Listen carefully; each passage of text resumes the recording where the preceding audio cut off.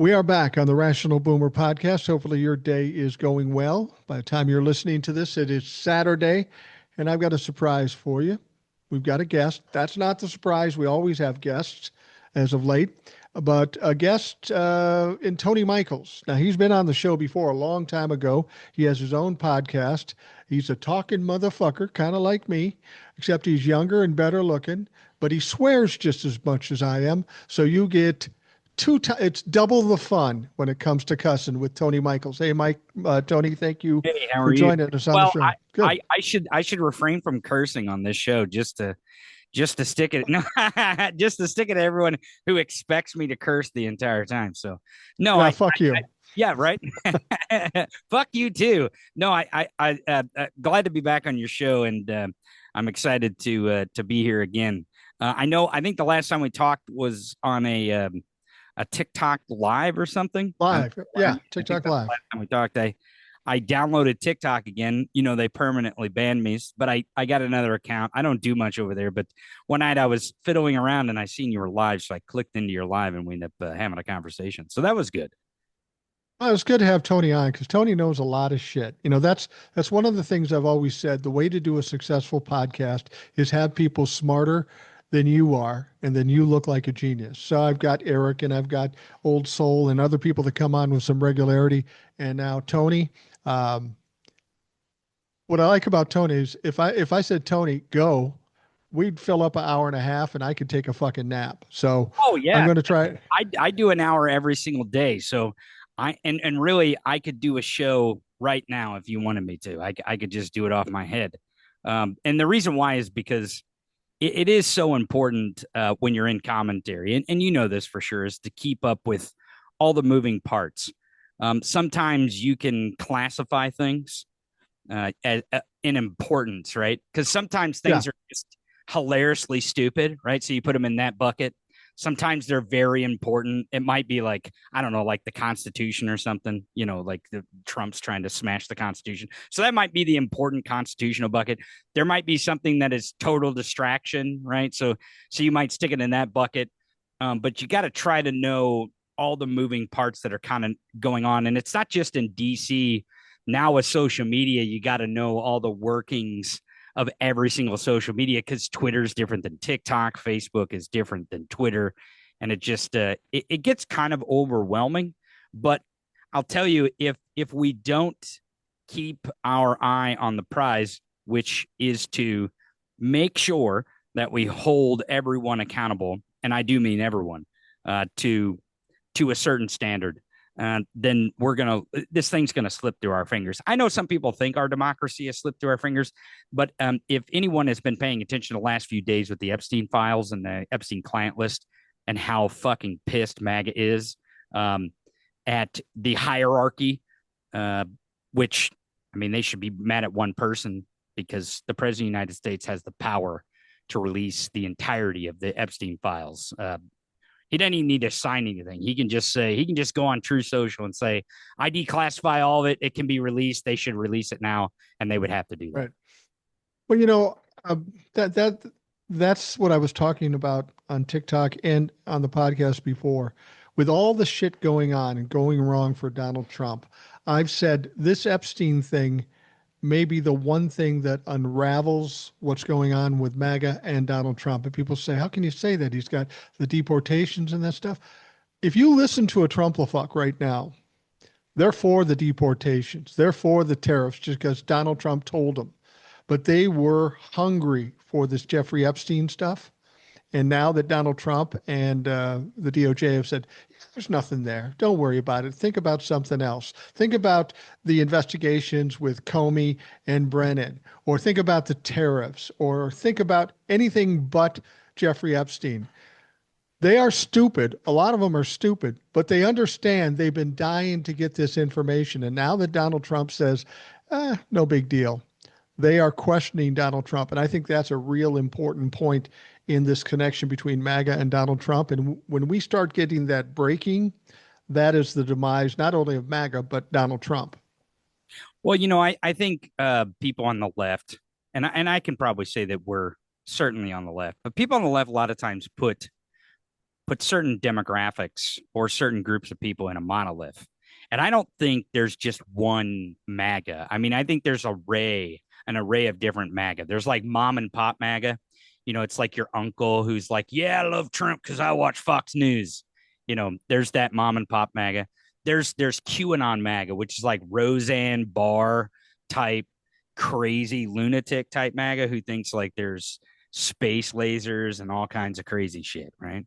Yeah. And then you have the deep state MAGA, which is different than QAnon MAGA. They're the ones like the Elon Musk, crypto bro, technocrat type MAGA. So there's all sorts of these different MAGA. And then you got like the UFC MAGA. The guys are like, yeah, Trump's cool because he goes and watches people's beat each other's face in, right? That's why they like him. They don't know anything about politics. They don't know anything about policy. And they really don't want to know anything about that. They just know that he's cool because he shows up at the UFC fights. So the problem that we have is we put them all in one spot, one type of person. And I think what is happening now that the anti-government, anti-deep state personalities have taken over the government, now they are the government. So it's right. It's really funny to watch these anti-government people all of a sudden love the government, right? Like, where are the yellow snake flag people when ICE is marching through a neighborhood in Utah? Right? Yeah. They're marching through a cul-de-sac. Like it's coming right to your neighborhood. But we highly underestimate when we pin them as a monolith that we think all of them voted for Trump for X, Y, and Z. I think a lot of MAGA voted for Trump for one reason, but it's a lot of different one reasons. Okay. And there's huge part of MAGA that is QAnon, and they've continued to be QAnon. Now that's kind of faded away since January 6th when they watch the QAnon dipshits kind of get arrested and go to prison and all that kind of stuff. But it's kind of back now. And it's back because of the Epstein files. They never really left the one reason why they gave the reason that they wanted Donald Trump, this hateful, vile piece of shit, to be their leader, is that he was going to expose the sex traffickers. And we tried to tell them, right? We tried to say, look, there's pictures of these two guys together. They've been hanging out for years. Jeffrey Epstein calls him his best friend. Donald Trump has all the nice things to say to Epstein. He hung out at Mar-a-Lago, right? I mean, there was 14 numbers, I think. 14 numbers that Jeffrey Epstein had on record for Donald Trump. Donald Trump was leaving Jeffrey Epstein voicemails in the middle of the night. He rode Jeffrey Epstein's plane 7 times. Let me say this very, very confidently. Donald Trump, 100%, without a doubt, is on Jeffrey Epstein's client list. Oh, no question. I believe that Donald Trump is not only client number one, he is recruiter number one.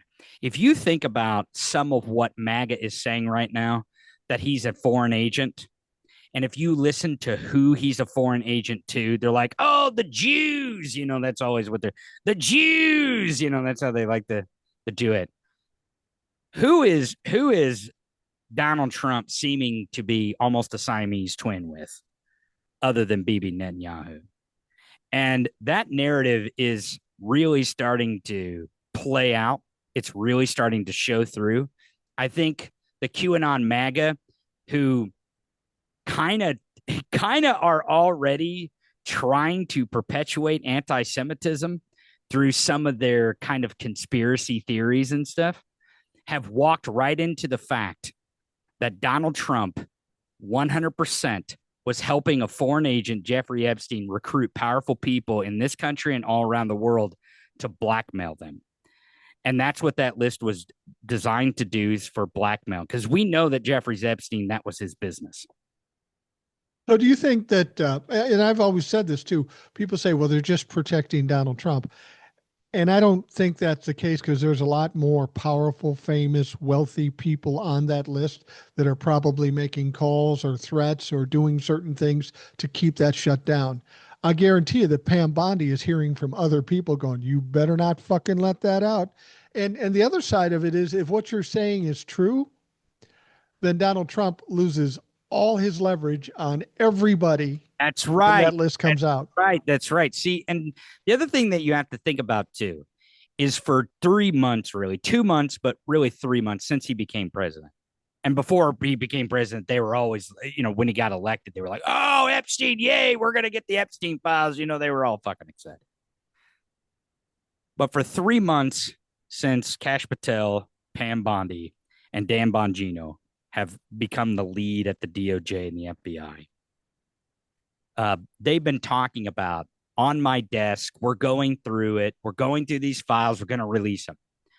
I actually believe that months ago they had the intention to do so, but they knew Right. what they had to do is scrub Donald Trump from these, right? They had to redact Donald Trump out of these. The problem is that Donald Trump recruited a big majority of that list. And you would have to redact almost the entire file to get rid of the traces of Donald Trump in that file. And that is the reason why they decided not only to say we're not going to release the list, because you got to remember, they did not say we're not going to release the list. They're saying it absolutely doesn't exist, which is a bold fucking lie.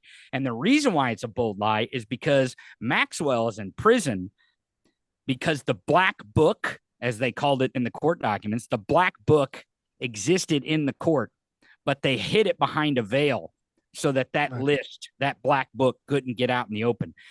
I want to describe to you how much I am so excited if Ron DeSantis, if Ken Paxton, if Matt Gaetz, I don't care who wants to be attorney general, let them be attorney general. I say speed up the process. I say cram them through the Senate, vote to confirm them on one day, nominate them, confirm them, get them in at the Department of Justice, and let's demand they release the Epstein list. They're never going to be able to do it. And every single one of those people who are going to be the attorney general will be destroyed by the MAGA base.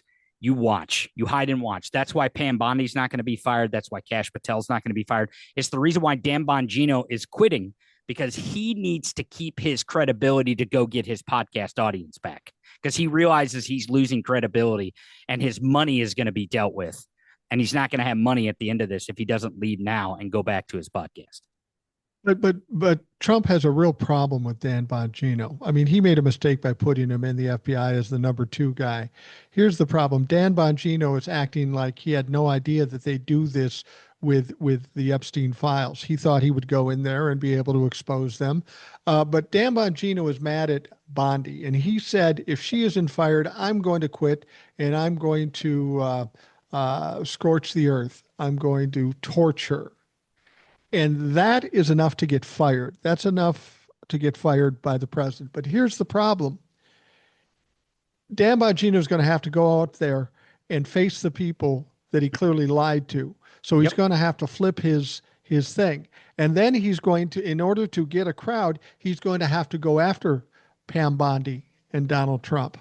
Now, Donald Trump could fire him, but if he fires him, Dan Bongino has a platform. He no doubt can probably get that back, and he knows a lot of shit. He's been in the FBI. He probably doesn't know everything, but he knows a lot more than what's being let on.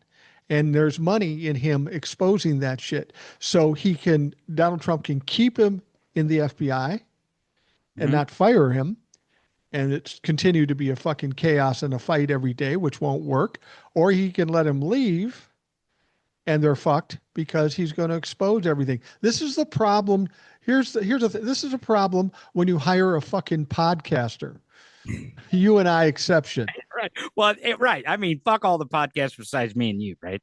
But Yeah. here's what I'll tell you is that this is what happens when you stack lie on top of lie on top of lie on top of lie. Uh, uh, I don't know if your audience is familiar with Jim Jones and Oh Jonestown. yeah. Donald Trump made some fatal errors in the last few months. One of those was that Donald Trump absolutely 100% did not really consider that his base would be absolutely pissed if they didn't release the files. And the reason why is because he thinks they'll do anything and believe anything I say. I could shoot someone on Fifth Avenue, murder someone right in broad daylight, and they'll still support me, right? Isn't that what he said? Yep. Problem is that they voted for him to do this. And they believed him when he said he's not in them. Now they have to confront that. Jim Jones, when he was at Jonestown, how he would bark orders to his followers, his loyal subjects at the cult farm, is he had a PA system. And you go listen to these tapes; they're all recorded. They published them, the Jonestown tapes, and it's really fucking eerie. And the reason why it's kind of eerie is if you go read the transcripts and you read them, they sound like Trump, like they really do. Exactly. Now, what Trump has done, instead of having a PA system, he has True Social. A lot of people get confused when they read his True Social post. They believe that he's saying that to everyone. He is not talking to us, Mike. He's not talking to us. He is talking to his cult. He is barking orders. Now, every once in a while, he's making a statement and he's just saying it out loud. That way he has it out in the open. But most of the time, he is telling his cult what to say, how to say it, when to say it, where to say it, and how many times to say it. The other day, when the reporter asked Pam Bondi the question, he got so infuriated by the fact that anyone was going to talk about Jeffrey Epstein in his presence. He cut Pam Bondi off and he told his cult, you better not say anything more about Jeffrey Epstein, right, or I'm going to be mad. He broke his protocol. Now, if you go back to Jonestown, the fall of, and the movement towards the Kool-Aid moment was when Jim Jones broke protocol. Right. He was in the mess hall, which was like a pavilion there at Jonestown. And Congressman Ryan was walking around the pavilion, talking to people, conversating with them. And Jim Jones got extremely, well, he was already paranoid, but he was extremely paranoid. And he started barking orders in the pavilion, which is not what he normally did. That was against protocol. And when that happened, there was starting to be this mutiny of Jonestown. And these people were like, oh, well, we're going to go with Ryan. We're going to go with him because this guy's lost his shit. He's going against, the norm. And he sent those gunmen to go kill Ryan. Right. And he knew that was the end, right? And I don't know if this is the Kool-Aid moment. I don't know if the Epstein stuff is a Kool-Aid moment, but it certainly feels like it could be the Kool-Aid moment with MAGA. I got to tell you a Jim Jones related story. Yeah, it's not really that related. I'm 19 years old. It's 1979, just shortly after Jonestown, right? Mm-hmm. And I'm working at a little shitty radio station, KDJI. It's probably not a shitty station anymore, but it was when I was there. A little radio station, and I'm the afternoon guy playing rock and roll. Were there. It's good now because you were there, right? No, yeah, probably. I don't know what the fuck I'm saying. Shit, when you got there, when you left, you made it good. It was good. It's good. Yeah, I left it better. Well, anyway, I worked at this little radio station in Holbrook, Arizona, middle of fucking nowhere. This town was mostly Mormon and Navajo. Both were great people. They treated me very well. But the people that weren't Mormon or Navajo kind of connected up, when you were dating and all that sort of stuff.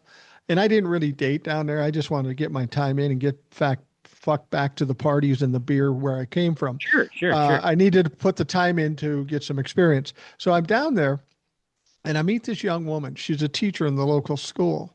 Nice woman, very nice woman. And there wasn't really anything going on. She says, hey, why don't you come over for dinner sometime? I said, cool. I'm fucking eating Safeway burritos. So yeah, I'll come over. Sure, right. So I come over.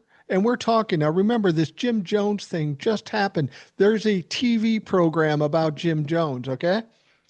And I'm sitting there, and we were talking about that. And she goes, you hear about the Jim Jones thing? I said, yeah. She said, the funny thing is, I'm from Indiana. And I was a member of Jim Jones's church. Yep. And I go, whoa, look at the time. I got to I got to get the fuck out of here. And she says to me, no, he was fine then. Yeah, I doubt that. I doubt he was fine then, but it was just a weird, surreal experience. And that was one more thing that said, you got to get the fuck out of here. You got to get the fuck out of here quick. I was going to mention, we talked about this before we got on Yeah. earlier today. And I did a TikTok because I have special experiences with narcissists, you know, my Yeah, sure. father and some other Right. people I Right. dealt with. And I was trying to explain the arc of a narcissist, the arc of a narcissist and the ultimate demise of every narcissist. It always goes the same way. Does it And when end they like start something like out, does it end something like this? yeah, pretty much. Is that how It it is? doesn't end well. Okay. But the point is they start out, they start bluster and bullshit, and from a distance, people see him and go, "Wow, he's pretty smart. He's pretty cool. He's charismatic. He's good looking. He's rich. Whatever." And he bullies his way to the top of the arc, and everything's going good. But in relation to something you said earlier, he gets to the top and he's become so accustomed to lying, bullshitting, cheating, stealing, Mhm. and then managing it. You know, when he gets caught in one, he can manage it here and then move it to there or distract to Right. If this, he distract to bankrupts that. the casino or, Yeah, he, right. he can't get a water company or wine company off the ground. Yeah. Yeah. Yeah. But there's but there comes a point where it gets overwhelming, insurmountable. There's too many things to juggle. And every time a narcissist will end up in a corner where they can't get out and they flail and they do things. There is no thought process. It's all emotion and reaction, and they say and do stupid things. Sound familiar? That's kind of where we are with Jeffrey Epstein.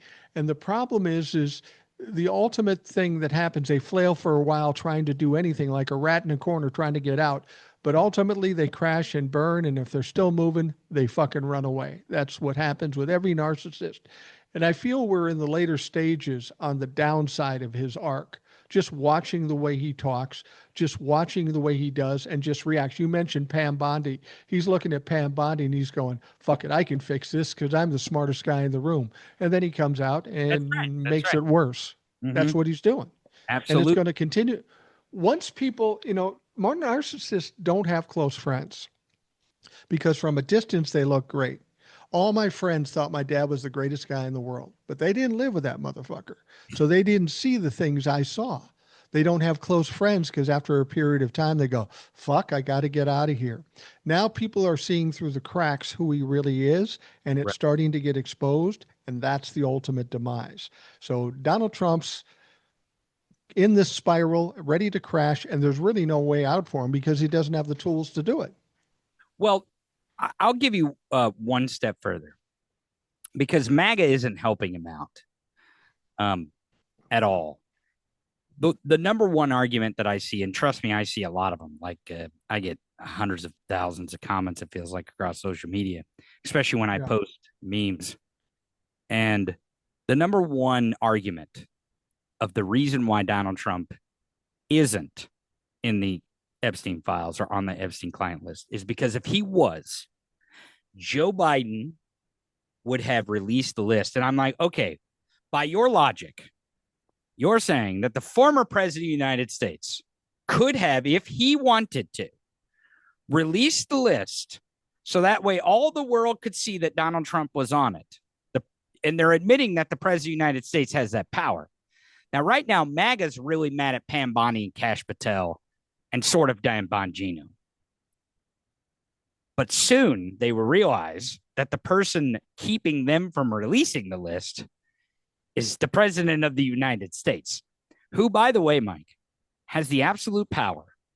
The president of the United States has the absolute power to release the entirety of the Epstein file right now if they wanted to. There's nothing Absolutely. stopping. There's no law. And I wish there was something in the Constitution that prevented this. I really do, because I think limiting executive power is where everything is moving to because of Trump and because of the danger that we have of putting one fucking buffoon in charge of our entire lives. Right. But in Well, that you know, case, he can release the entire file. So when they say Biden didn't release it because Trump wasn't in it, they're admitting that the president of the United States can release the file. President of the United States absolutely can. And I can tell you why Biden didn't release it. Because Biden was a president like he's supposed to be a president. Hands off the DOJ. It was up to the DOJ. If you're going to question why it wasn't released, check with Merrick Garland. That fucking idiot is why we are where we are now, because he didn't do jack shit. I hold Biden responsible for one thing, not for hiring him, because he seemed like a reasonable choice. But Sure. after a year of doing nothing, Biden should have fired him. So I'll go one step further, and I know this is probably an unpopular opinion, but I'm the king of unpopular opinions. Is that I actually put a lot of blame on Jack Smith. When Do Jack, you? yeah, that's right, absolutely. If you think about this and you think about how federal prosecutions work, think about the January 6th, how many indictments they brought against January 6ers, one after another after another. Some of these people broke a window. Some of these people swung at a cop. Some of these people just entered into the Capitol when they weren't supposed to enter in the Capitol. There's John Eastman. There's Steve Bannon. There's Rudy Giuliani. There's all these key figures who were responsible for planning the coup. Jack Smith did not indict one of those motherfuckers. Right. Jack Smith decided that his role was not to be the special prosecutor. His role was to be the savior of the United States. And it doesn't say anywhere in this document that we have saviors in this country. It actually says the fucking opposite in the Constitution of the United States. And Jack Smith decided he was going to save the country and he was going to speed this along by just prosecuting Donald Trump. And I think he made a wild miscalculation that Donald Trump was just going to walk in there and say, I'll do a deal. I'll do a deal with you. And that's not what happened. And the reason why it wasn't what happened is because because Jack Smith did not prosecute his entire inner circle. His inner circle had the capability of continuing to prop him up, continue to move him towards running for president of the United States. And again, I know that's probably an unpopular opinion, but when I say that Jack Smith did not do the proper job of prosecuting, what I mean is Jack Smith's job was to prosecute the crime, not prosecute Donald Trump. His job was to prosecute the fucking crime, and he did not prosecute the crime. He tried to save us with the courts. And I want to tell your audience, and I want to tell everyone in the world, there is no one that is going to save this democracy. There is no one that is going to save our country. There is no one that is going to save the Constitution of the United States of America besides we, the people. That is who is going to save it. There's not a prosecutor. There's not a court. There's not a politician. There's not a governor. There's not a congressperson. They don't fucking exist, and we should stop acting like it. This country is based on we the people, and it will be we the people. Thomas Jefferson once said, Mike, from time to time, the tree of liberty must be refreshed by the blood of patriots and tyrants. A lot of people like to leave out the patriots part. I'm not really sure why they like to leave out that part of that Thomas Jefferson quote, but it is the most important quote. It is the most important part of that quote. That us as patriots, people who believe in our country, who would swear an oath to the Constitution and abide by it, who would respect the Constitution even if our ideology is different from the Constitution, we would shed our blood for that document. Tyrants would shed their blood to destroy that document. And I think that's what we're going through. And Jack Smith didn't need to be our savior. Jack Smith needed to be the special prosecutor that prosecuted the coup attempt of our government and prosecute anyone involved. That's why I say I think it's his fault. So, well, at this point, we talked about this too earlier, and we should bring it up since you're talking about the Constitution. Yeah, sure. And since you're holding it up like, I listen. I think, and you've got a link now, and you'll probably put it in the description below for people to see it. Right. Right. Well, let me just explain what this is. Tony put together this idea. He and I are on the same page about this. People need to be better educated in this country, and we keep hearing people talking about the Constitution. There are people who will pervert it and twist it and lie about it, and there are people who will be honest with it. The best way to understand what's really going on is to read the Constitution. And Tony told me, if you Google it, you might get pieces and bits and pieces here. Well, what Tony did, he set up a link where you can download the Constitution for free. There's a link. You hit it, you fill out a couple things, and you can get The Constitution, download it onto your phone or your computer, absolutely free. Now, there might be some people that want the printed version. That's Hold right. that up again. Mm-hmm. That's a nice little book that's all completely the Constitution. You can buy that book. I'm not telling you to buy the book. You do whatever the fuck you want to do. But you should have an opportunity to look at the Constitution, review it, and the next time somebody tells you a fucking lie about the Constitution, you can say, fuck you. This is the deal, like Tony's doing here. So check the description on YouTube and on Spotify, and the link will be there. If you want a free digital constitution, it's there for you. It's easy. There's no obligation. If you want the printed one, it will cost you money, but you don't have to get that to get the free one. That's right. Well, so here's how it happened. Is I've been talking a lot about the Constitution lately. Can you imagine? And Yeah. and I was reading from the Constitution. I was giving some lessons on my show, actually, some history about the Constitution. And the people in the chat were like, "Hey, I want a Constitution." So I'm like, "Okay, well, I'll just make a digital file and I'll make it to where you can just put your email address and I'll email it to you so you can download the file." And then people kept thousands of people, Mike, thousands of people were downloading this digital constitution. I'm like, what in the? I was stunned. I was like, I had no idea that so many people. I figured maybe a couple hundred people who watched my show would download. Thousands of people started downloading this thing. Then I started getting emails. Tony, I want a printed version. Give me a printed version, like dozens a day sometimes. So I'm like, okay, I will make it to where you can order a real version that you can hold in your hand. And it's not one of those flimsy, crappy versions that's kind of like newspaper. It's nice and bound. It's nice and thick.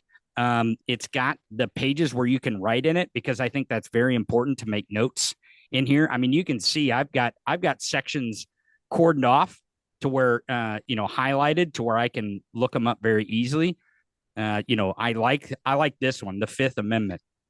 The end of the Fifth Amendment says, Mike, it says, nor be deprived of life, liberty, or property without due process of law, nor shall private property be taken for public use without just compensation.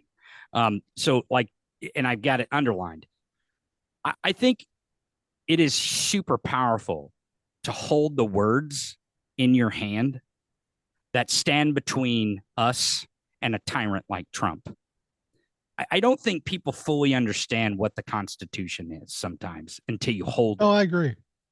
And when you start to hold it, when you start to read it, and you understand that the words in this document are so powerful that it shaped a new world. It shaped how we viewed the world through the lens of monarchy, through the lens of authoritarianism, through the lens of dictatorship. And I believe that when you hold it in your hands and you start to read it, but more importantly, when you read it to others, it has a profounding effect. And I think this is our way out of this mess. I know that sounds kind of maybe elementary, that a book would be our way out of this mess, but I really do think that it is. Well, I'm glad you talked about getting out of this mess. I'm sure you get this a lot. I get a lot, and it pisses me off when I get it. People saying, sky's falling, all is lost, we Right. can't win this thing. Right. And it angers me because in a position we're in now, if you're not ready to fucking fight, then you're really now no value to us. I tell people, go curl up in the corner and we'll call Right. you when we're done kicking their ass. You've got to be willing to fight, and you've got to have some hope, and you've got to be confident about this. Now, you said there's nobody, no politician, no court, nobody that's going to save us. We, the people, will save us. Mm-hmm. Tell me how that's possible. Tell me what you see is necessary for we, the people, to do to actually beat this shit. So I think the first step, and I know again it sounds weird, but is to read the Constitution and understand what it says. That's the first thing. Because if we don't know what our government is and we do not know how it works, how it operates, and how it's supposed to operate, we will fail. We, over the last 80 years, have given tremendous power to one person in our country. And every single president that comes about, we give them more power and more power and more power. If we decide, and I mean we the people decide, that our congressperson is much more important than the president of the United States, we could get rid of Citizens United. We could codify rights in the Constitution. We could do constitutional amendments. And I know some people are like, oh, Tony, you got to have 2/3. Yes. If we start holding our Congress people accountable, we absolutely 100% will get 2/3. Thomas Jefferson once said this too. When the people fear the government, that is tyranny. When the government fears the people, that is liberty. And those words should be ringing all around the neighborhoods in this country as ICE runs through and trying to terrify our communities, terrify our neighbors, mass men with guns and military uniforms and military vehicles. Fuck them. Fuck those fascists. We should not be afraid of them. We should absolutely practice civil disobedience. We should stand in their way. We should blockade them. We should yell at them. We should call them Nazis. We should call them fascists. We should shame them. When we retain power, when we get power, we prosecute every single one of them that has committed crimes against this. They swear an oath to the Constitution, and if they break the Constitution, we should prosecute them. Not only should we prosecute them, we should prosecute them to the fullest extent of the law. I'm not talking about Merrick Garland and Jack Smith style. I'm talking full on, full weight of the federal government, full weight of the federal prosecutors. I've had people go as far as saying that comparing it to the Nuremberg trials when this is all settled or well all done, and I absolutely people are think we brought to should have, justice, yes. and maybe tribunals. Is that a realistic thing, do you think? I think we should. I think it should be done. If it can't be done in the federal courts because there's too much conflict of interest because these are federal agents, then I absolutely do think they could be done in world courts. Our federal system could step out of the way. I think the next president of the United States, whoever it is, and I don't know if we know who it is or if we even know their name yet, or if we even have heard of them yet. I think the next president of the United States is going to be a person that comes up to the plate, comes up to the podium and says, I, as the next president of the United States, am going to turn over all of the Article 1 power that has been given to the president of the United States. I'm going to sign back over and sign any law that will diminish my power in this office and return the power of the Constitution to the people under Article 1. And that's what I mean. We shouldn't give two shits in this country who the president is. The president serves 4 years. They only get 2 terms by our Constitution. That is the fucking law. And if he tries it, he's breaking the Constitution. He's breaking the Constitution, and we can do something about that. We should not be scared of who the president is. Our Congress people should be scared of who we are and what we think. And the reason why is because if they're not willing to represent us, then we shouldn't be reelecting them. They should not be the representative of the people. And if we get that straight, if we really focus in and we know every single move that our congressperson makes, every single thing they say, single thing they publish, every single deal they make on the floor, every single quiet backroom deal, and we hold them accountable to those things, they absolutely 100% will listen to us. But right now, they don't do that. They have the president of the United States who goes on True Social and tells their constituents whatever they want to hear, and these people eat it like it's Kool-Aid at Jonestown. All right. Well, a perfect illustration of what you're talking about and should be a red flag is this big, beautiful bill. There you go. It was pretty clear that 72% of the people did not like the bill. Yet every Republican but one voted for that bill. They voted against the best interest of their constituents and what the constituents wanted. And that should be a red flag to all of us that if these people are being elected by us to represent us and then they vote against our best interest, they should be fucking gone. And I will tell you this, the Republicans are a dumpster fire, but the Democrats, they ain't much better. They're not as dangerous. There's a handful of reps and senators that I feel kind of comfortable with, the Jasmine Crockett's and people like that.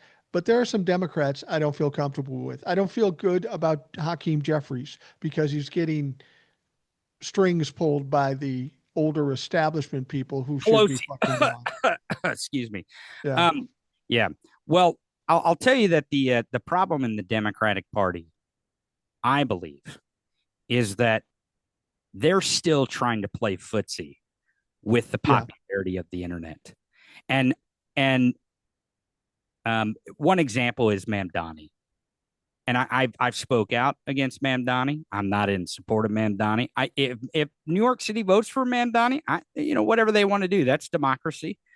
New York City has the total liberty of putting Mamdani on the Democratic ticket. He's not a Democrat. He's not. He's a Democratic socialist. That's what he is, which is not a Democrat. We've learned this from Bernie Sanders.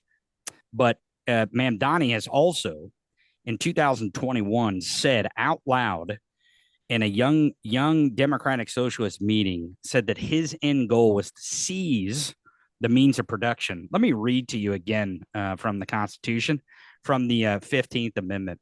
It says, nor deprive of life, liberty, or property without due process of law, nor shall private property be taken for public use without just compensation. We can purchase the means of productions in this country.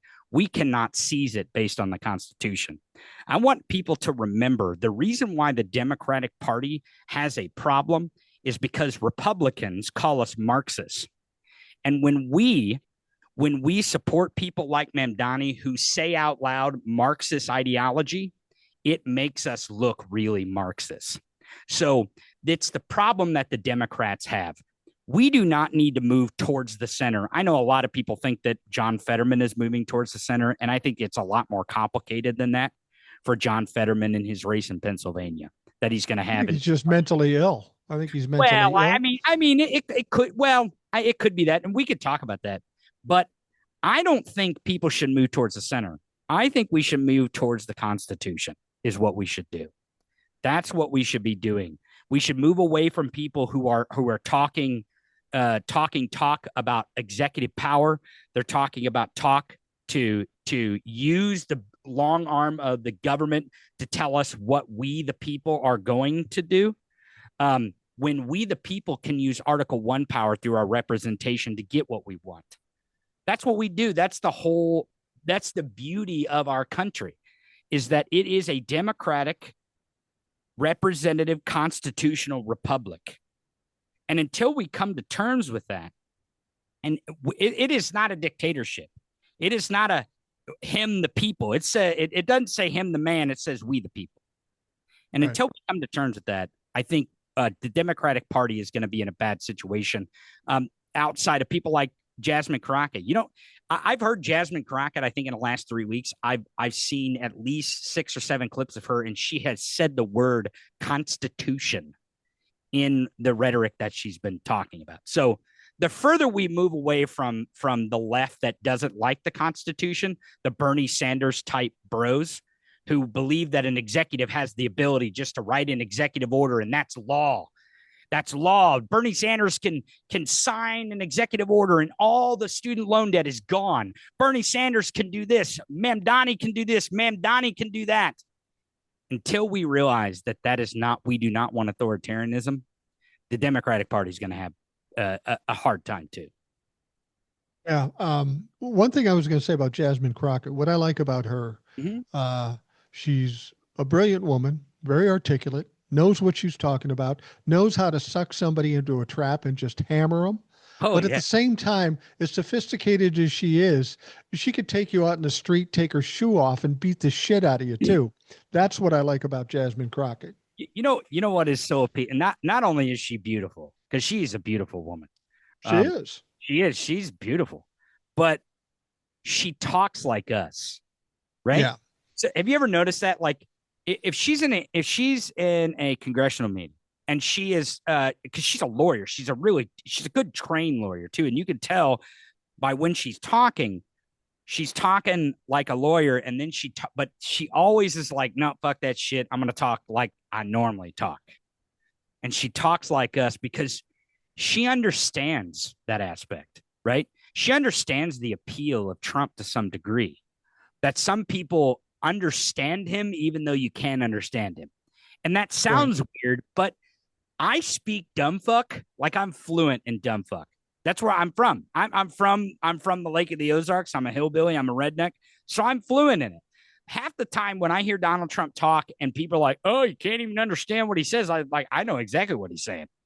I know exactly what he's saying. You remember when he was when he kept calling Joe Biden Obama? Do you remember that? Yeah. He kept doing it. And a lot of people are like, "Oh, he's lost his mind. He doesn't even know who the president is." I'm like, "No, he's speaking QAnon, man. He's he's calling Joe Biden Obama. He's doing it intentionally. That was all intentional. When he said they're eating the dogs, they're eating the cats, it sounded so dumb, but he meant they're weird people from a different place that eat dogs and cats. That's what he meant. That's what he Yeah. meant. That's, It worked and it was effective. well, yeah, I've thought that same thing when I hear him say something. I know in my head what he meant, Right. but he's not a very bright man. He's not a very No, articulate man. And in the one thing I've always said about Donald Trump, there's a bunch of things you can be guaranteed of Donald Trump, that no matter what situation he's in or no matter what he does, he will fuck it up in the end. He always fucks it up in the end.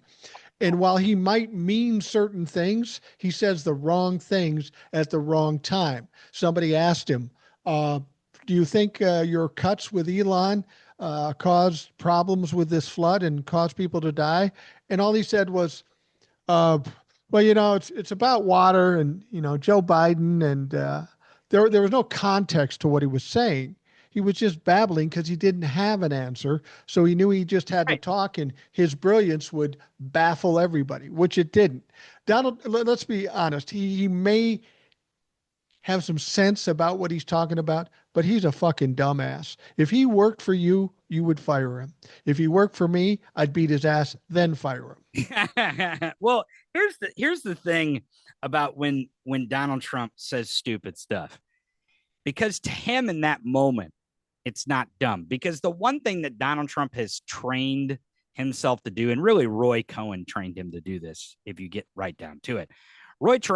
Cohen trained him to play to the audience in the room, right? Yeah. Well, that was in the 80s, man. Like, that was in the 80s. You could go to one conference room and talk some crazy ass shit, and it's not going to leak out. We got Right. cell phones and there's cameras everywhere now, right? So Yeah. anything Donald Trump says gets out in the wild open just in an instant. So it's hard for him sometimes to read the room because he's not really reading the room. He's trying to read past, okay, well, who's this person over here that's got this camera? What about this one over here? Who's this guy over here that's got the camera? And then this guy here. Who are these people? And who am I going to talk to when they record me? So he gets confused a lot with that because I think that's the one brilliance of Donald Trump is that he can use his buffoonery to try to, like you said earlier, manage a situation and come out shiny on the other end. But most of the time when you shine a turd, it's still just a turd. The other thing is Donald Trump is out of his realm here because back when he was in business, he could say the dumbest shit and the people around him would feel obligated to say, "Oh, that's brilliant, Donnie. That's brilliant." So he thinks he can say anything now when he's You don't out in think they front of the still do that? You press. don't think they're still like, yeah, Mr. President, that's fantastic, even though that's not even close to reality. No, I think that's exactly what happens around him. But unfortunately, the rest of the world hears it. International leaders, the fucking media, the independent media, and they go, "That's dumb shit. That makes no fucking sense." So he's out of his realm here. When he was in his smaller circle, he could get away with it because they just did whatever he said. He was the boss, he had the money.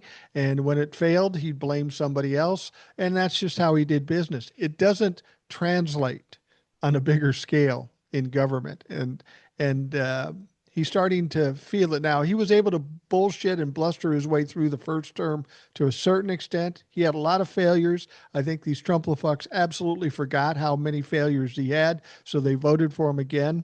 And I've said this too. I see what you think.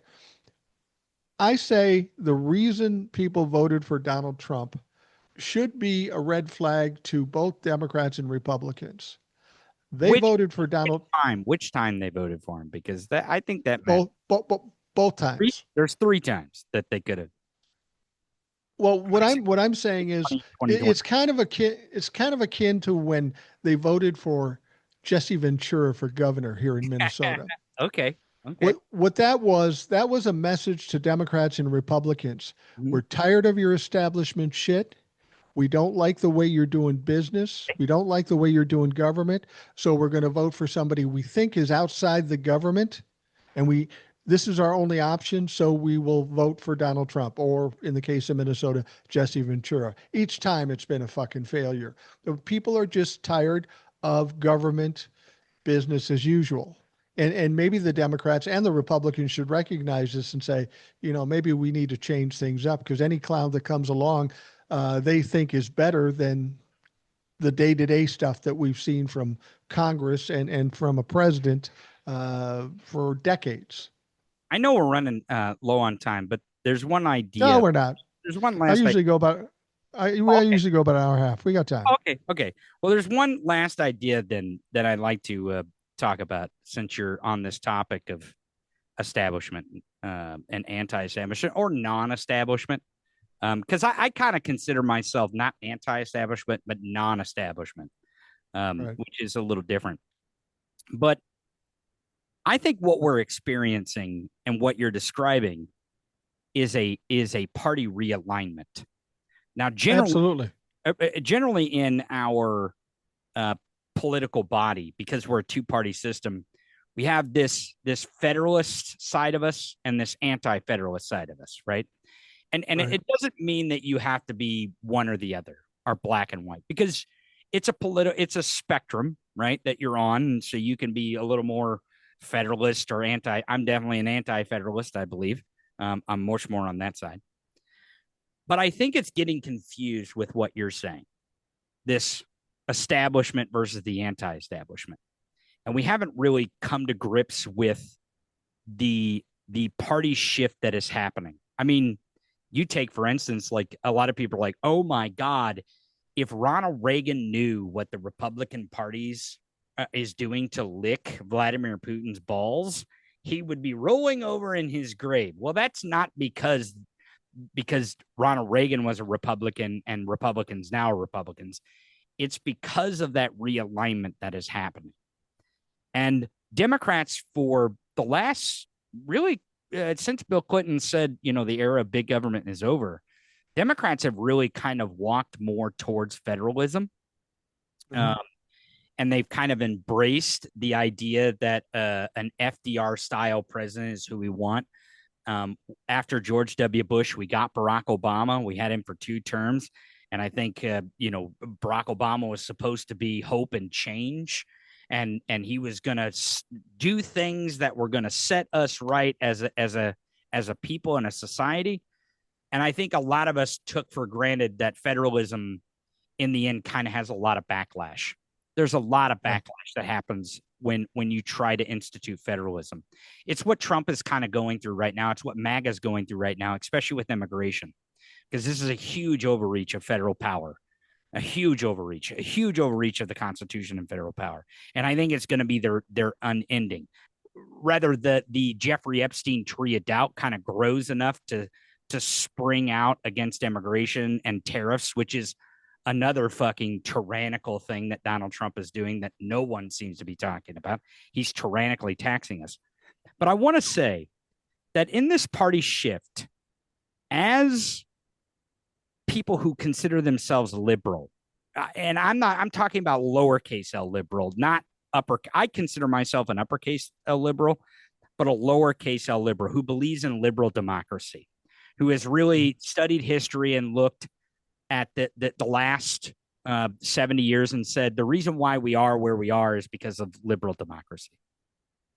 If Right. that is the case, those people are becoming more and more anti-federalist. They are aligning more with Thomas Jefferson. The extremists on either side, whether it's the extreme left or the extreme right, are becoming more and more and more federalist. And they are appearing to be more and more alike, which means we have two options. We can either become authoritarians, which I don't think is an option. I don't think it's the option we're going to choose because the majority of people do not want that. Or we can choose to go back to our two-party system and realign ourselves. And when we do realign ourselves, all that extreme nonsense will fall out of the Overton window because the Overton window will snatch back. And when the Overton window gets back to normal and all that other nonsense, just, we want to round up people with a Gestapo, or we want to seize the means of production, all that nonsense, that is going to fall out of the ordinary discourse. And when it falls out of the ordinary discourse, we can start talking about like how Americans don't go broke because of a medical bill that the insurance company sends you in your mailbox. We could start talking about decent fucking wages again.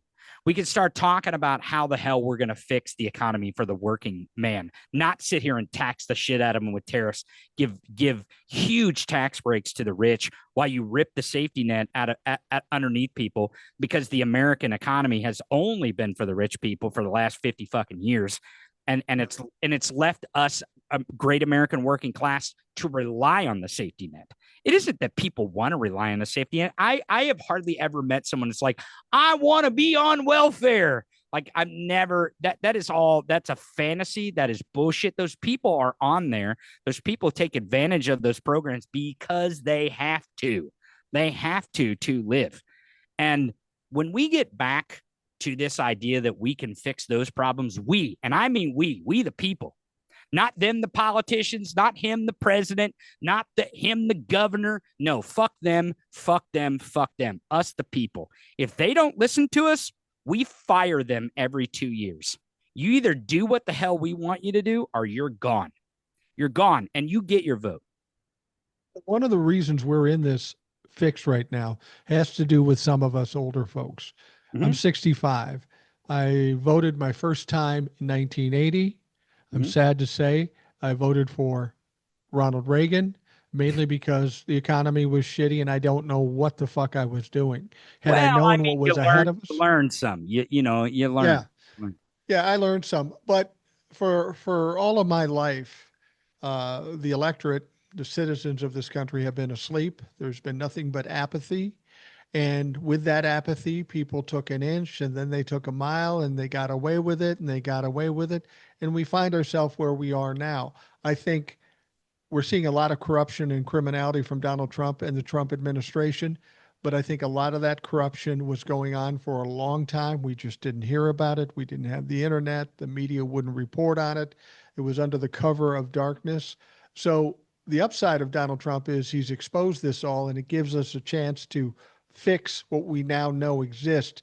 And when you said realignment, I've talked about this too.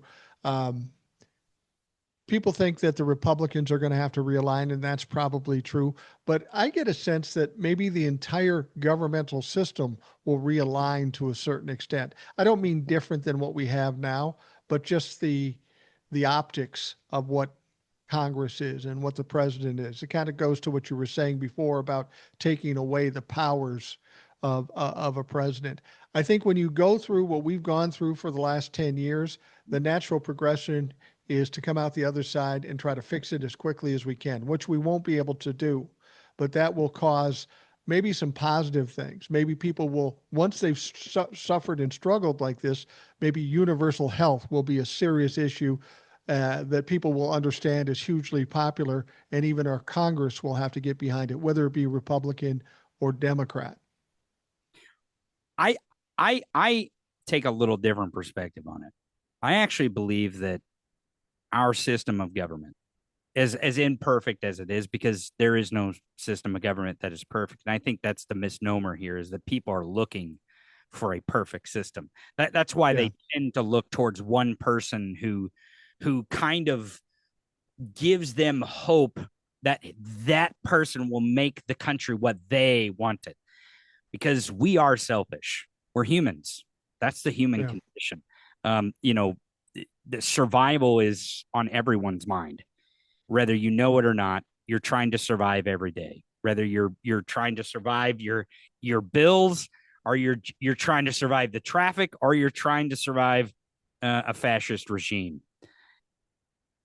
If we, the people, get more educated on what our system of government is, and how we are part of that government. I always say there's 4 branches of government. There's 4 of them. If you read this document, there's 4 of them. The very first branch of government is we the people. The second one is Article 1 power. That's the legislative branch that we the people elect. Then there is Article 2, which is the executive. Then there is Article 3, which is the courts. Now, if we look at our Constitution and our power structure as 4 branches of government in this country, we would be much better off. Much better off. And I don't mean like we're all going to crowd around and go, hey, we're all going to decide together what we do. We do it. We do it every 2 years. We go to the polls. We vote in each district of who our member of Congress is going to be. That member of Congress is sent to Washington, and they are sent to Washington in our stead to represent us. Now, the problem is what you said, is we've kind of got lulled to sleep, right? We haven't paid attention. We think democracy is like on autopilot, right? That, we wake up and it's just there. It's just, it's like football on Sundays. It just happens. That's how it seemed for a long time, even though it wasn't true. Until COVID. I think COVID changed a lot of stuff in this country. No question.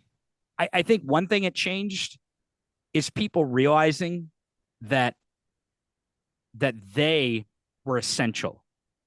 We remember this, like the grocery store workers, the people who worked at Walmart, the truckers, people that didn't make as much money as the job creators, right? The job creators didn't seem so essential then, did they? And I think people were confused, like when everything started to go back to normal, like, why aren't people working in the restaurants? Why can't we hire people? Because they basically said, you told us we were essential and you didn't treat us like we were essential. You can go fuck yourself. And I think that kind of is still here.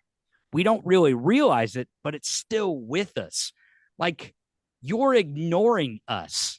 You're I mean, just in the last week when Donald Trump looked at his base and said, fuck you, stop talking about Jeffrey Epstein. Stop talking about that. I'm in the file. Stop talking about it. And they're like, fuck you, man. Fuck you, man. You were supposed to release this. This is what we expected. We expected you to do this thing that we wanted you to do. They're no longer essential. He can cast them away, right? And I think that is still part of us through this COVID thing. Is we realized as a society that there's more to this than just autopilot. That yes, we do have essential workers, and they're rounding them up in fields. I mean, this raid in Ventura, California, it's in a marijuana field. And the debate on Twitter right now is not just about immigration. They're debating child labor. They're debating marijuana, legalization of marijuana, if we should be doing drugs or not. And I'm like, well, hey, man, without marijuana, half this country wouldn't be able to self-medicate because they can't afford fucking prescription drugs. And they definitely can't afford it after this bill. They definitely can't afford it after Donald Trump. But the other thing they fundamentally don't understand even is that migrants who work in the fields, the essential worker, right? Because there is no more essential worker than a person picking your lettuce, picking your strawberries, and then rounding up your weed that you need, to make it through the next day because of how horrid this country has become. They don't understand that those migrant families come here and they go from farm to farm to farm, from harvest to harvest to harvest. Do they think that strawberries get picked every single day in this country? Are these people that dumb? And that's what I mean, Mike, is we need to educate people. We need to get them to know what our system of government is. And if we get them to know our system of government and what is essential in our system of government, the essential part of our government is for us to actually have discourse. That is the essential part. We, the people. Well, I've talked about this before, and you're a younger guy. You're young enough to be my kid. I remember when Joe Biden was president, I was walking around saying, well, the economy's pretty good. The stock market's up, unemployment's down, inflation's going down. Yeah, Sure. the stock market's pretty good. Sure. But then my son came to me and goes, the fucking economy sucks. And I go, how can you say that? And that's when I learned a lesson. I realized what I think is maybe the biggest problem for the economy in this country and for just the people in this country. It's something you said earlier. We don't pay people enough money. You send them to school, they spend 50, 100 grand to go to school, and then give them a $35,000 a year job. And there's this need from the wealthy people to keep people under their thumb and pay them very little. And that makes no sense to me because if you look at economics, what happens if you pay people more money? They say, oh, it's going to be too expensive. We'll go out of business. If you pay people more money, they buy more shit. They pay more taxes. To me, that seems like a logical progression to improving the economy in this country. We saw when Joe Biden sent out the stimulus checks, everybody goes, oh, that's going to be bad. What happened? It was really fucking good. If you've got, I explain it, I'm not a financial guy. If you've got a portfolio that makes you nothing, or a portfolio that creates uh, money, creates profit, where are you going to put your money? It would make sense to put it in and cultivate the people who can generate more money instead of giving it to wealthy people. Well, you'll get nothing back. But the government has hoodwinked us to believe, oh, if we give them to the rich guys, then it'll trickle down. Trickle down hasn't worked in 45 years. I don't know how much longer they got to keep fucking trying it to understand that. But I really think we've got to find a way that people are making more money in this country. Because I got to tell you, if you got a 35-year-old kid who can't buy a house, can't qualify for a house, old guys like me that are planning to sell our houses to fund our retirement, our houses are going to become less value. And every day we get closer to millennials and Gen Zs being the majority of the people in this country. They're probably going to be the majority when they vote in 2028. And if we've sucked these kids dry, everything goes to shit. Even the big companies that have been getting these tax breaks. I think the idea that we would abandon the great American working class to give the few that have it all Yeah, everything is fucking vile. It's ridiculous. absolutely. Now, there was a time in this country where the people who had it all realized their civic responsibility. They realized that without us, they are nothing. And throughout the years, little by little, they chipped away and chipped away and chipped away at us. And I think now, because the world is about to change, um, to your audience, it doesn't seem like AI is that much of a threat, but it is absolutely a threat to humanity and sovereignty of humans. Um, I use AI a lot, and I use it intentionally. Sometimes it's I discover things unintentionally, and I believe that it is learning fast. And I also believe if you've listened to some of these technocrats, whether it be Elon Musk, David Sachs, or the one that is the worst of them all, Peter Thiel. Oh my God, this Yeah. guy is fucking psycho. He's a Um, fucking goof. oh, whew, he's something. They all have one thing in common, and their thing in common is they're looking past us, the Yeah. humans, and they're looking into the future of machines and AI and artificial intelligence. And I got to tell you that Peter Thiel's interview with the New York Times is about an hour and 13 minutes. I watched it. I was stoned to the bone when I watched it. And I kind of regret that. At first, I was like, oh, this is going to be fucking great, Mike. But then I was like, oh my God. I was like 10 minutes in. I'm like, this was such a mistake. Because when I'm stoned, my mind opens up and I can see the whole picture, right? And I'm like, oh my God, I do not want to see his picture. This is not the picture I want to see.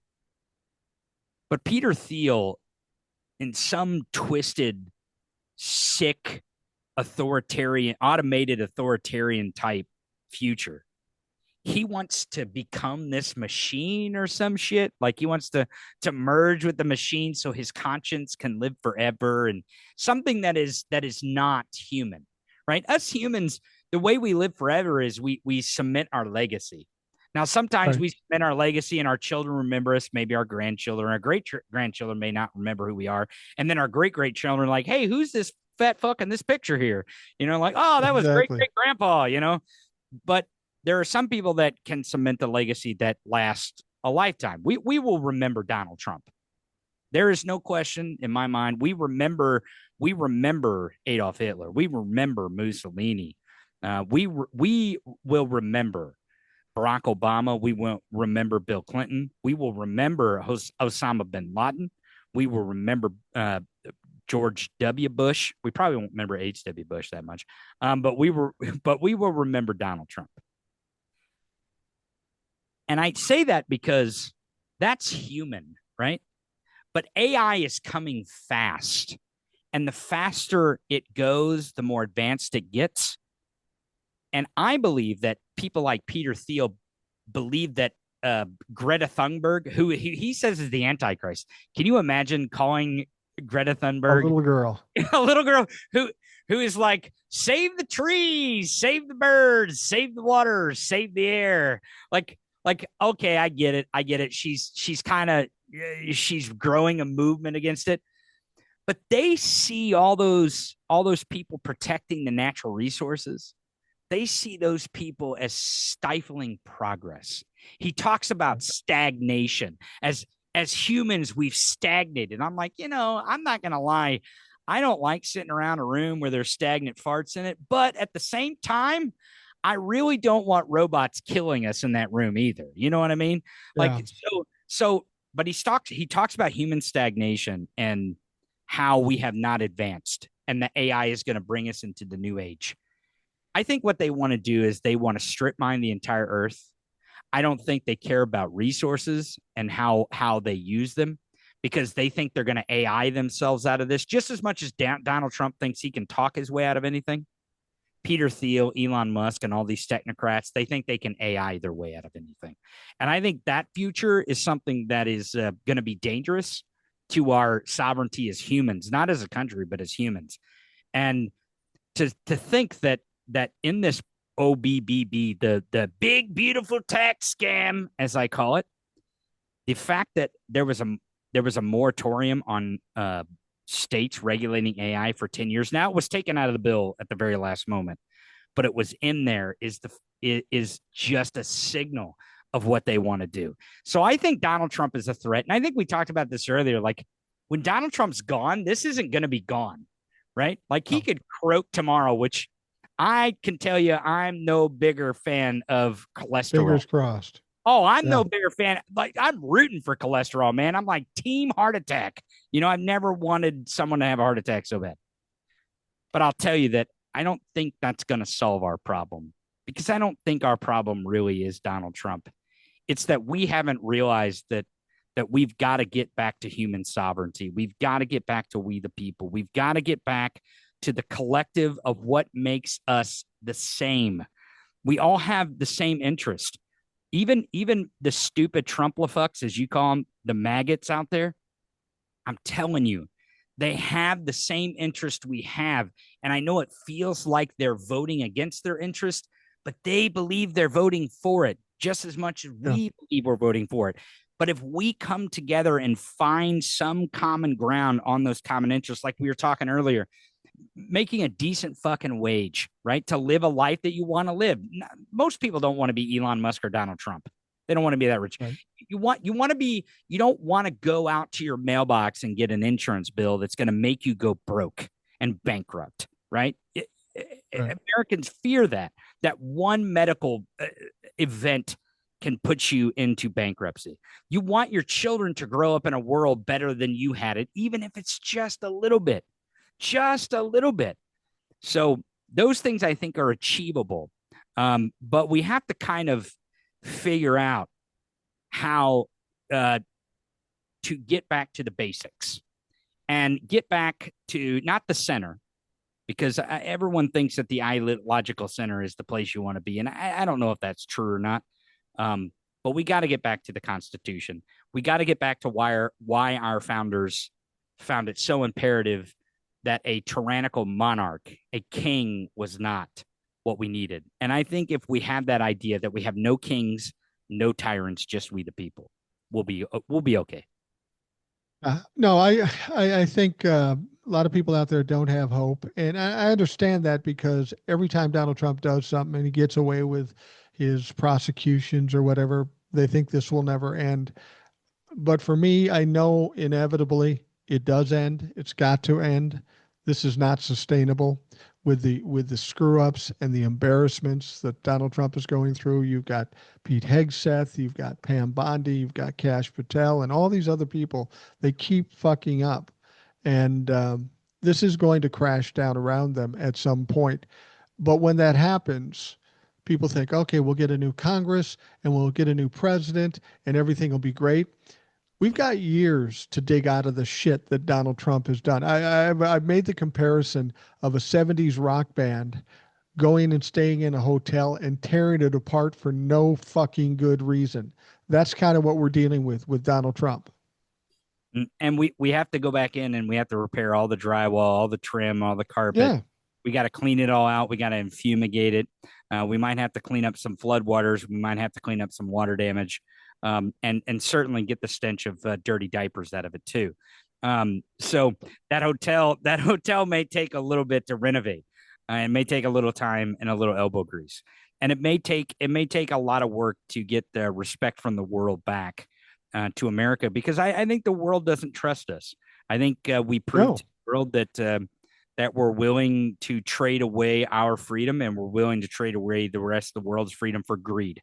And I think that's the one thing that maybe is the question that we need to have, because we've had the war on drugs, man, right? We've had the war on crime. Right now it's the war against immigrants. When, Mike, I got a question. When is the war on greed gonna start? That's what Well, I that's the problem that people realize that it's all about money. It's all about Citizens United, and Democrats and Republicans alike are about enriching themselves. And we feel like there's no way out of this thing. That's what I was going to ask you is that how do you think this ends? Everybody, my wife will say to me, why don't they just impeach him? Well, because the Democrats don't have power. Why don't they just prosecute him? Because Donald Trump controls the DOJ. He can commit crimes and nothing's going to happen to him. So when people see that, they think there's no hope. How do you see it going from here to say the next couple of years? Because I I don't think he makes it I through the I 2020 election. I am if I'm completely honest with you, your audience, and myself, I would tell you that I actually do not believe that we get out of this with no violence, unfortunately. I've Uh, said that too. yeah, and I'm not promoting violence. I'm just being realistic here. Uh, it's very weird that we are in a situation, and I've seen the meme where it's like Wayne LaPierre when he's holding the rifle, and it's like, and it says NRA accidentally forgets to fight against the tyrannical government. Oops, kind of thing. I believe that when Donald Trump decides that it is his cult's fault that he is no longer as powerful as he wants to be, that is when it starts to really get hairy. And the reason why is because we know that Donald Trump's support is way more violent than the people who are against Trump. Right. We just know that essentially. We've seen that. The prime example is when Donald Trump lost in 2020, they went and they fucking stormed the Capitol. They took the Confederate flag inside that building. People talk about smearing shit and beating up cops and trying to scare Congress. But to bring that treasonous fucking flag in our capital, that's the thing that pisses me off more than anything. But when he won in 2024, where were all the fucking crazy liberals? All the Yeah. crazy Democrats going and storm the Capitol to try to make sure that Joe Biden won and Kamala Harris stayed the vice president or the president or whatever. Where were they? We know that they're more violent. And when and I mean, he's already testing his whether he can remain a cult leader here or not with this Jeffrey Epstein stuff. So I don't know if we get out of this without violence. Because when Talking from the right or the well, left? let me explain. Because when ICE starts to march into territory that is MAGA land, and they start knocking on doors and they start saying, "Hey, you got any Mexicans in your house? And you got any guns in your house?" I don't think the yellow snake flag people are really prepared to go, oh, that's the tyrannical government they were talking about. I see. I Trump can shoot someone on Fifth Avenue. He could murder someone in broad daylight and they would support him. But when they come to their house, they knock on their door. They want to search their home. They want to search and seize property against the Constitution. Let me tell you something. If you haven't figured out something yet, that when someone votes for Donald Trump and then Donald Trump affects them personally, they turn on him. And I'm telling you, when ICE and these fucking Gestapo come to their communities and start shutting down their precious little Mexican restaurant down the street that is their favorite spot to eat at on Tuesdays and on Fridays and drink their margaritas, and you took away that their Mexican restaurant, what the fuck? You're going to the schools, you're shutting down all these things. What the fuck are you doing? What the hell is happening, friend? And I think when that reality starts to set into MAGA land, there's going to be some violence. And I don't think the left is going to have to do a lot of the violencing. Yeah. I think I the agree right. with you. Yeah, I think Donald Trump's supporters are going to turn on him violently. And I think he's going to try to use the government to put them in their place and to make them fearful. But we are going to be there to stand up and say, you shouldn't be afraid, motherfuckers. You shouldn't be afraid. We told you not to be afraid. Don't be afraid. Don't be afraid of him. Do not be afraid of him. And I think that's what is going to happen, because the difference between America in 2025 and Nazi Germany in 1939 is that we're America. We're not Nazi Germany. We weren't Germany in 1933. We weren't Germany in 1936. And we're definitely not fucking Germany in 1939. And Donald Trump does not have the tenacity. And neither do the technocrats have the tenacity to go against the people. There's too many of us. Over and above the deportations, when I've talked to other people, I said, a lot of tragic things are going to happen. People are going to die. People are going to be abused. Sure. And I don't want that to happen. But I feel like something tragic or multiple things that are tragic have to happen before Trump-lefucks Republicans wake up and realize how bad this is. It's unfortunate, but I think it's inevitable, whether it be violence or, well, it's more likely to be violent, because once Republicans or Trump-lefucks start losing health care and their kids start dying and stuff like that, do you think that would have the same effect as them shutting down a Mexican restaurant in their town? Well, I got to be honest with you. I think the Mexican restaurant and them coming to their front door and on their front porch is going to have more an effect than Wow. well, and the reason why is because you look at mass shootings, you look at children being slaughtered in schools, and Ted Cruz is like, "Put a lock on the door," and you're like, "A lock on the door? That's your answer?" So I don't know. I don't know that anything that isn't directly affecting them is going to change their mind. Even if they send 3,000 people down to Alligator Auschwitz, right?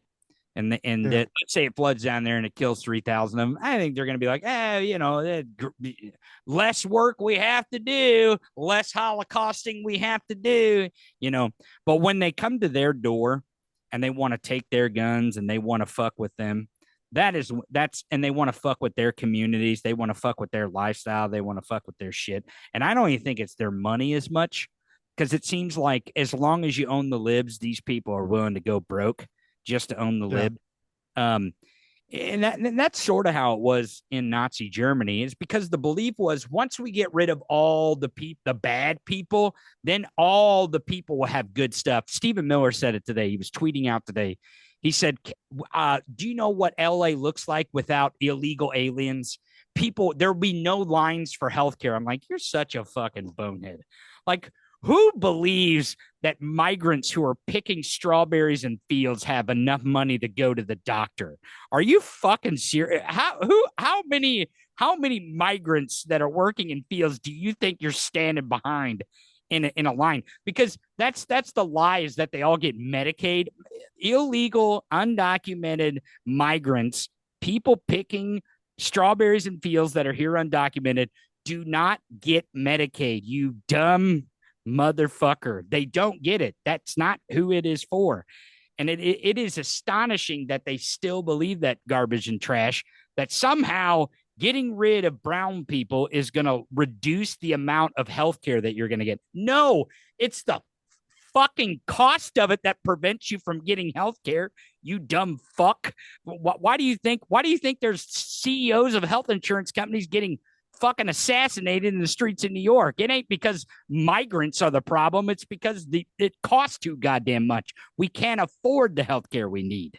So Exactly. I mean, so when you talk about what is going to take them to break and bring that Kool-Aid moment, it may be something as dumb as the Epstein files. Exactly. It Yeah. really may be something that stupid that they want and believe so bad deep down in their soul that breaks their brain.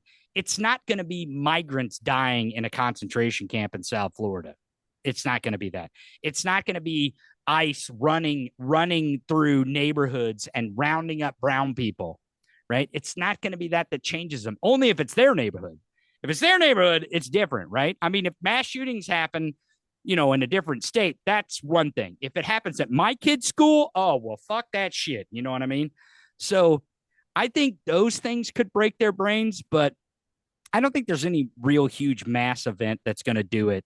Maybe something stupid like the Epstein files, but it's little by little, it's chipping away at his support.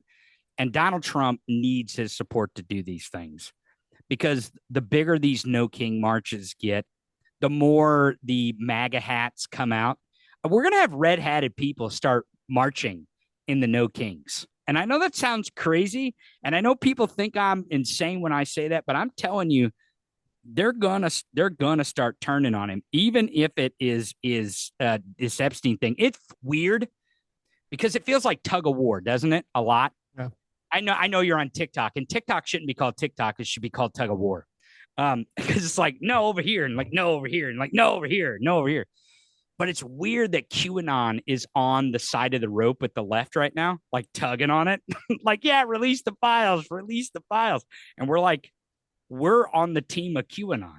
I don't know. It seems awkward. So Well, I know Nick Fuentes is promoting the idea of burning red hats, is he? burning the MAGA hats. Yeah. I can't stand Nick Fuentes. I think Oh, he's a no. complete piece of shit. But you know what? I am happy for Nick to try to get people to film burning their red hats. What is? I haven't watched Nick in a couple months. What is he saying about burning red hats?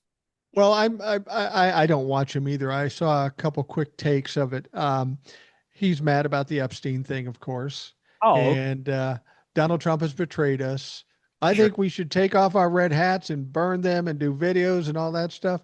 Um, I don't like Nick Fuentes, and I'm not going to burn anything, Oh no, but I I I love seeing the internal well, arguments. so like I said, it could be something as stupid as the Epstein files that breaks their brains, right? It could be that, because if we go back to Jonestown real quick before we get out of here, um, when Congressman Ryan came to Jonestown, until that point, everyone in Jonestown thought the United States government was going to come and get them. That Jim Jones convinced them, if you talk to the government, if you let them in, if you let them be your friend, they're going to get us. They're going to get all of us. They're going to kill all of us. They're going to put us all in jail. They're going to come get us. That's what they're going to do. And when he came there and he was like, no, I just want to know what you're doing. I just want to know that you're happy here. I want to see that you're happy. And I want to see how you're living. And when that happened, it kind of broke some of their brains, right? Right. And it broke enough of their brains for them not to be hypnotized by the cult leader anymore. And I don't know if this sign for us that the cult is starting to break is Roseanne. I agree with Roseanne Barr. Um, but when I'm looking at Roseanne Barr's Twitter account, I'm going, well, she makes a good point. we're we're in a weird space. We're in a weird space. We're in a weird space, and we are going to wrap things up. I want to clarify something just because I know how people think, and I know how you know how people think. When you said when when the demise of Donald Trump or MAGA is because something as dumb as Jeffrey Epstein, understand we're not saying that issue is dumb. What we're saying is that there's so much shit that should have taken down Donald Trump that this one thing will be the dumb Now, thing to do it. here's what's dumb about it is he's 100% in the files and they won't admit it that he's in the files is why he's Right. releasing. That's the dumbest thing I've ever heard of. Like, if you're going to go die on a hill, that would be the last dumb hill to die on. Of course, he's in the Epstein files. Of course, Jeffrey Epstein was sending little underage girls to Mar-a-Lago and to Trump's apartment for him to do the awful things that they were doing to them. Of course he was. But the dumb part is that this is the thing that they will choose to turn against him. Right. Because Right. they could have done this years ago with the Jeffrey Epstein thing. That it's now that they've decided that the Jeffrey Epstein thing is the thing they're going to turn against. Well, I did a TikTok and I was watching a Trump LaFox saying, I supported Donald Trump and I believed in everything he did. He's done so many great things. I'd love to hear what those great things are. But this Jeffrey Epstein is what's ending it for me. Just now you're realizing Donald Trump is a creep and a criminal? Just now? It Right. took Jeffrey Epstein's files, not rounding up brown people, not getting convicted 34 times, not being adjudicated as a sexual predator. None of those things bothered you. But now this Jeffrey Epstein And I is the tell you, one thing that breaks it. I don't think it's actually the Jeffrey Epstein, him not releasing the Jeffrey Epstein files. I think Elon Musk did something that no one understood exactly at the time when he tweeted out that the reason why Donald Trump's not going to release the files because he's in the files. I think that seed that was planted in MAGA, because I've been talking about Jeffrey Epstein and Donald Trump's relationship for fucking years. And they Yeah, won't listen. absolutely. But Elon Musk was standing there in the Oval Office and he was wearing the MAGA hat and the dark MAGA, and I'm Doge and I'm the co-president and the president likes to suck my dick or whatever they were talking about, right? But I don't know. Maybe it could have happened. I don't know. They were really close there for a while. It sounded like he was sleeping with them down at Mar-a-Lago, but that's none of my business. But here, the point that I'm trying to make is that Elon Musk went out on social media on Twitter and planted that seed, and that seed of the tree of Jeffrey Epstein's tree of doubt. It's growing and it's growing. It's growing. And I love to see it. It couldn't happen to a better guy, honestly. Absolutely. Now, Tony, you have your own podcast. Let's let people know where they can find the podcast and what they can expect. I mean, I'm sure they're getting a pretty good idea after this chat, but tell them about the podcast. So go to theTonyMichaels.com. Go to theTonyMichaels.com, and you can find all the links there. You'll find the link to the download to the Constitution or the printed one. But get your link from Mike here in this episode here too. You can get the download here. And you can find all the podcast information. You can find my Substack, The Kaufman Chronicle. We post stories every single day. We keep you up to speed on all the news that's happening in Washington, even some of the stuff that the legacy media won't cover. So just go to theTonyMichaels.com and find everything Tony Michaels there.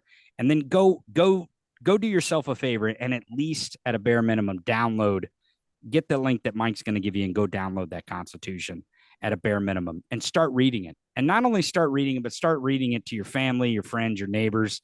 And if you want one to hold in your hand, I'm telling you, it doesn't seem like it might be that powerful. But fascists burn books for a reason. They burn books for a reason. So carry it around as a book as well. So thanks, Mike, for having me on. I appreciate it. Well, Tony, thank you for coming on. It's always a pleasure to talk to you. You're welcome anytime. You know how to do it. Just text me and say, I want to come on. And I Yeah, go, sure. okay, how about today? That's That's great. what we That's do great. here. Yeah, that's what we do. That's what we do. Well, thanks, Mike, for having me. And audience, have a great weekend. And as I say on the show, surfs up, motherfuckers. And as Tony said, check the link in the description. Get your free Constitution. I agree with Tony. Everybody should read it. Everybody should know it. That's going to mean power for us. As long as we're more educated. That's the whole point of what Tony and I do. Try to get information out that the legacy media or in a direct way so that you know exactly what's going on, and the Constitution will help you do that. If you want a printed version, that's an option, but check the link in my description. So Tony, thank you very much.